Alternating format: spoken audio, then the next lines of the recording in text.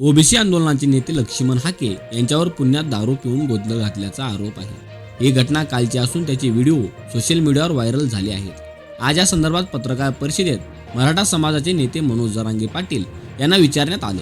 लक्ष्मण हाके यांना clean chit देण्यात आली, रिपोर्ट ओके करण्यात आले असा प्रश्न विचारला।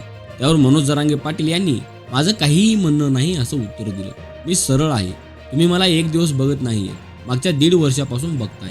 मी ज्याला विरोध करतो त्याचा तुकडाच पाडतो, ज्याला मानत नाही त्याच्यावर बोलत नाही असं सांगितलं। मानत नाही त्याला बोलत नाही याचा अर्थ घाबरला, भीतो असा कोणी काढू नये।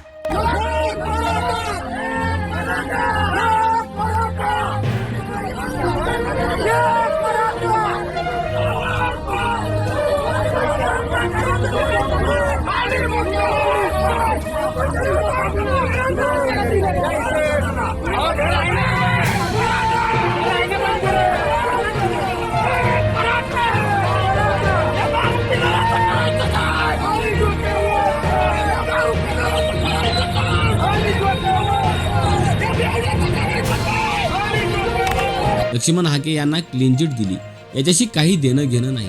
कोणाच्या व्यक्तिगत आयुष्यात आम्ही पडत नाही, तसे संस्कार मराठ्यावर नाहीत। एखादा अडचणीत सापडला असेल तर त्याला आणखीन अडचणीत आणण्याचे संस्कार आमच्यावर झालेले नाहीत। संधी आली की चंगरायचा या विचारात मी मोडत नाही असं मनोज जरांगे पाटील म्हणाले। लक्ष्मण हाके यांनी त्यांच्यावर भरपूर टीका केली, मराठा समाजावर टीका केली असा प्रश्न मनोज जरांगे पाटील यांना विचारला। त्यावर ते म्हणाले की शेवटी करता करविता छगन भुजबळ आहे।